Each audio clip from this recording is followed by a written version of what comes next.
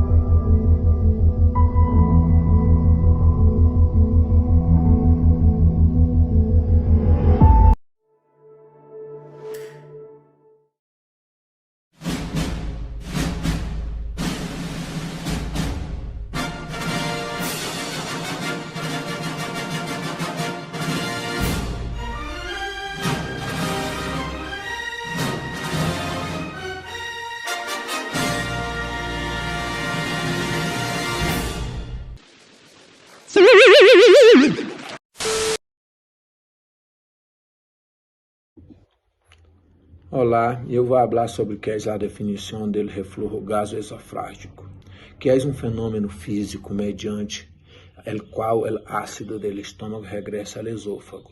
E os sintomas são a acidez estomacal, que se apresenta quando a excessiva quantidade de ácido regressa ao esôfago.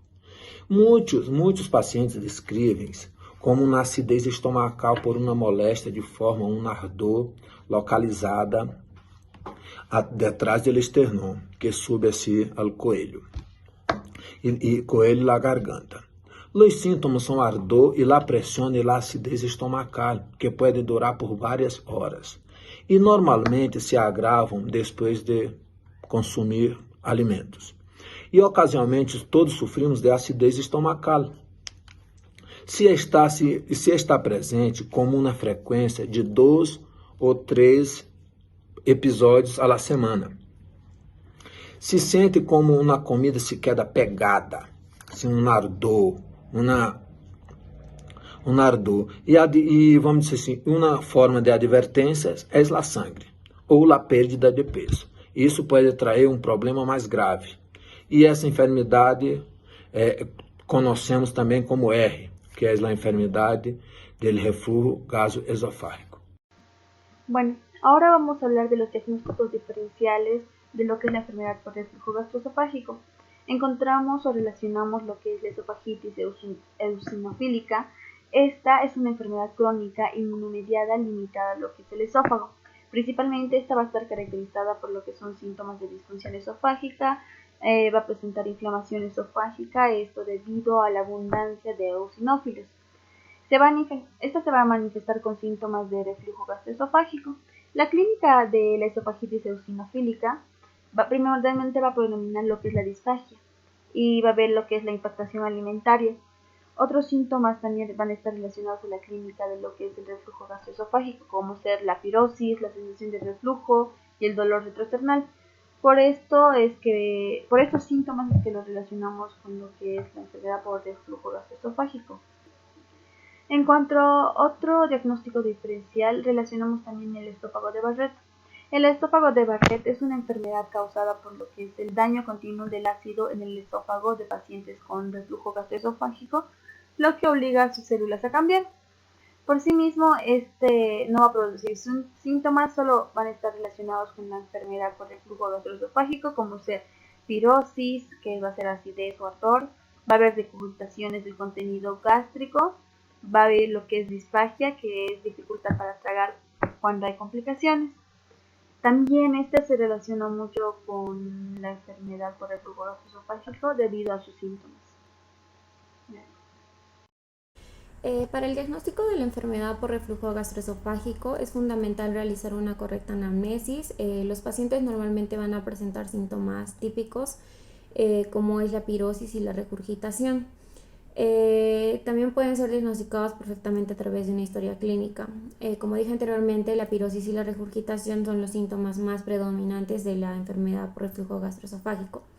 Pero también hay otros síntomas que son extraesofágicos o llamados también atípicos, como es la disfagia, odinofagia, dolor torácico, dolor en el epigastrio, náuseas, alteración del sueño y síntomas pulmonares como la neumonía, asma bronquial, bronquitis y síntomas laringeos como la tos crónica, la ronquera y la laringitis posterior. Pero los más predominantes van a ser, para el diagnóstico va a ser la pirosis y la regurgitación. Otro método diagnóstico es el test con inhibidores de la bomba de protones. Este es útil para el diagnóstico de la enfermedad por reflujo gastroesofágico. Es ventajoso en cuanto a su simplicidad y tolerancia respecto a la endoscopía. Se aconseja administrar un inhibidor de la bomba de protones a dosis estándar durante 2 a 4 semanas. Esta tiene una sensibilidad del 75% y especificidad del 55% en cuanto al diagnóstico de la enfermedad por reflujo gastroesofágico. Otro método diagnóstico es la endoscopía. Esta es una técnica de elección para poder evaluar la presencia de esofagitis.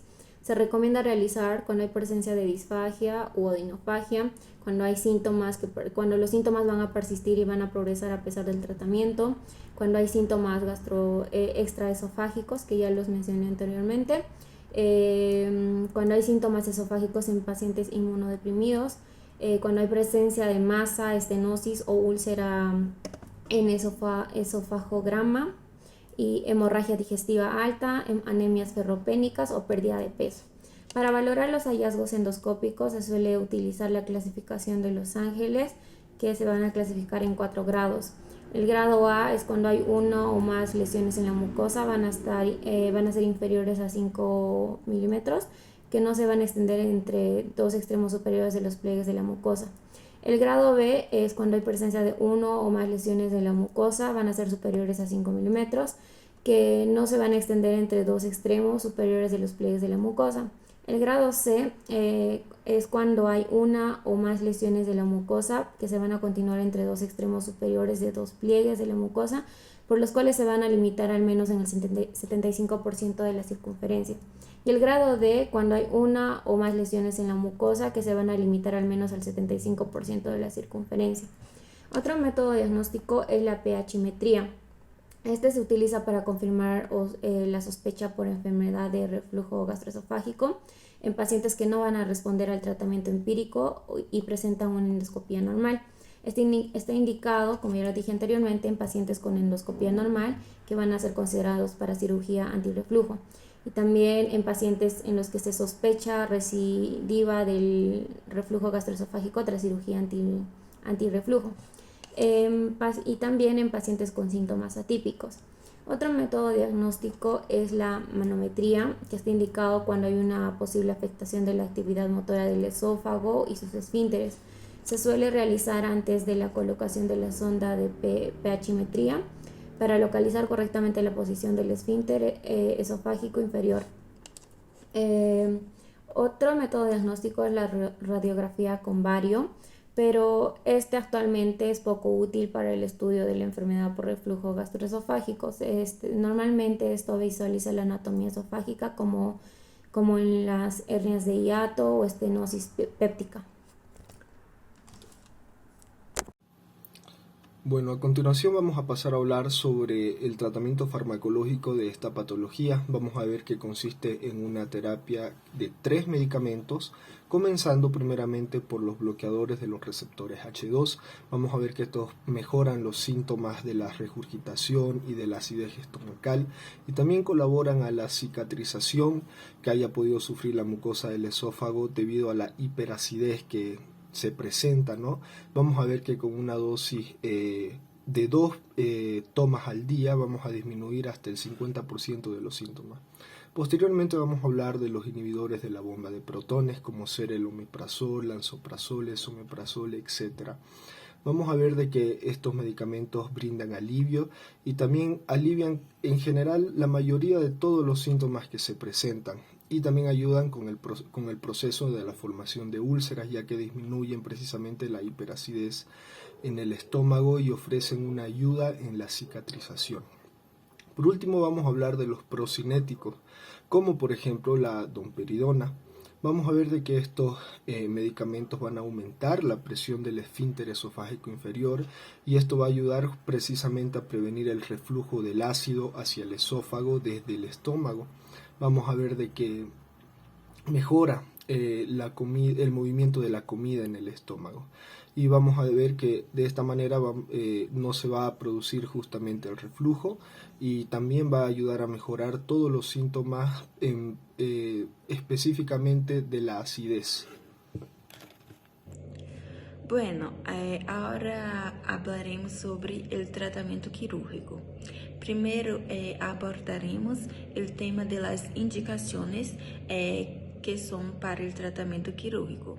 La primera es el rechazo del tratamiento médico. También tenemos la falta de respuesta completa del tratamiento médico, el protagonismo de la regurgitación, complicaciones respiratorias de repetición, también la recidiva precoz de la clínica y también el esófago de Barré. Ahora, hablando sobre el tratamiento quirúrgico, tenemos la funduplicatura de Nissen. Bueno, la funduplicatura de Nissen es un procedimiento laparoscópico quirúrgico que se hace para tratar el reflujo gastroesofágico. La técnica consiste en la aplicación del fundus lateral en el fundus medial, rodeando el esófago distal. Por la ley de Laplace, una corona distendida ejerce su presión hacia el centro. Se puede ejercer una presión tal que se impida el tránsito alimentario al estómago. Por ello, se procede, en algunos casos, a una calibración esofágica. La mayoría de las veces, ese procedimiento ya es suficiente. Se introduce unas pinzas para comprobar que el tránsito alimentario ya no está más impedido.